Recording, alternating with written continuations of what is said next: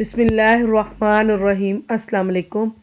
میں آپ کے لیے ایک اور وظیفہ لے کر آئی ہوں، دل کی سختی ختم کرنے کا وظیفہ۔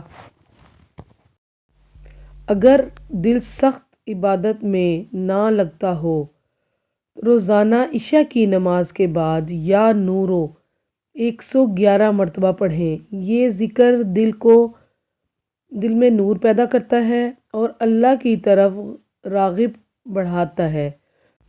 کچھ دنوں میں نرمی اور روحانی سکون محسوس ہونے لگتا ہے۔